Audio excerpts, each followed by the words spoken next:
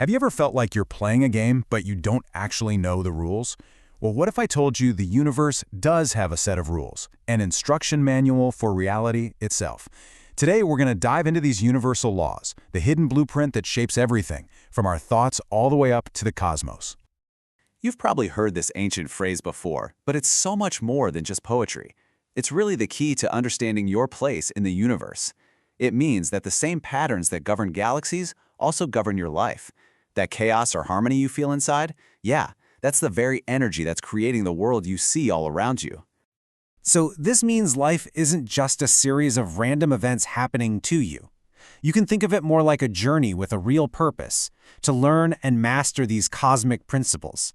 It's about shifting from being a passenger in your life to actually being the one in the driver's seat, consciously shaping your own path. So what is this blueprint really?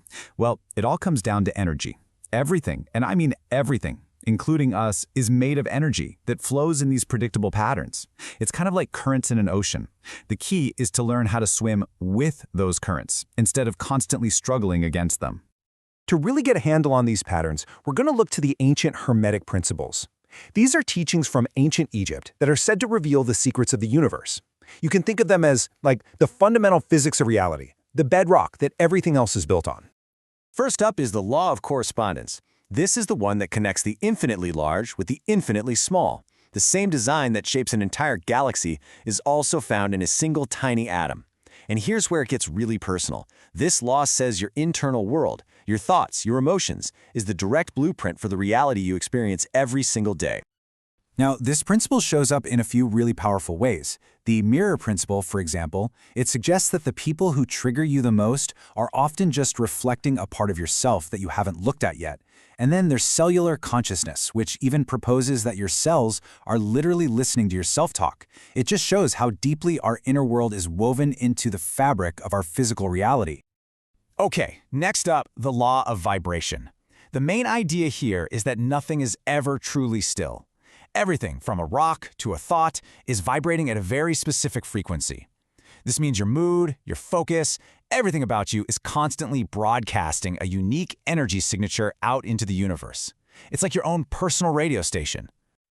And this isn't just some abstract concept. The source material points to certain frequencies that are believed to have real, tangible effects.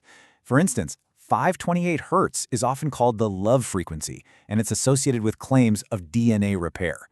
Then you've got 432 Hz, which is said to align with the Earth's natural resonance. The idea is that different vibrations carry different qualities and potential impacts. Let's shift gears to our third principle, the Law of Polarity. This law is pretty simple on the surface. It just states that everything has an equal and opposite counterpart. You can't understand up without down or hot without cold. The key is that they aren't opposing forces fighting each other. They're really just two sides of the same coin.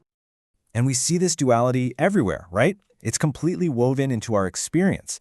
The goal isn't to just chase the light and run away from the dark. It's to realize you can't have one without the other. The challenge of the sorrow is exactly what gives the joy its sweetness. Okay, so if those are the principles that structure reality, how does energy actually move within that structure? Now we're going to look at the dynamic laws that govern the universal flow of energy. The source material highlights 4 key laws that govern this energy flow.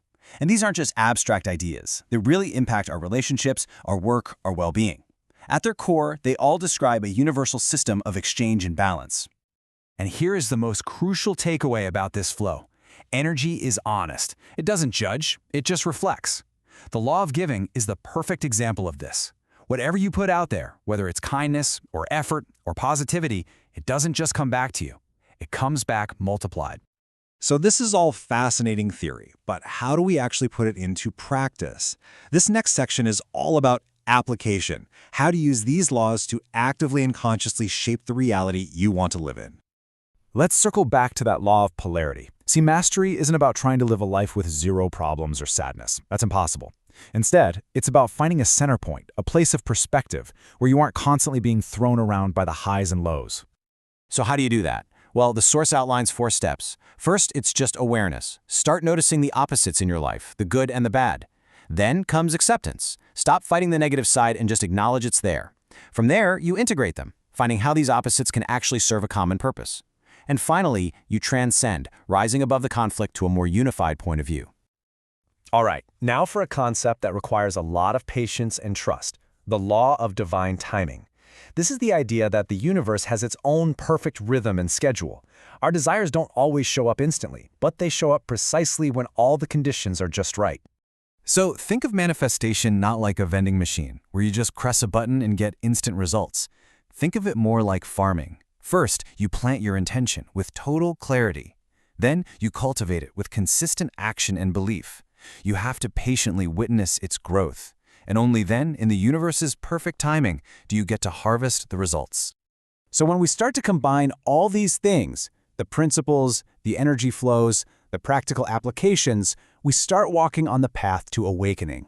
And this is the ultimate goal presented in our source, living in complete alignment with these universal laws to fulfill our highest purpose.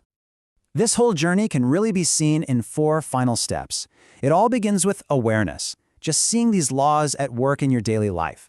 Then you move to alignment, changing your behavior to work with the laws, not against them. Next is conscious application, using them to create what you want intentionally. And the result of all that is ascension, transcending old limitations and living from a higher state of being. So, the most crucial point is this. You are not just a passive observer of these laws.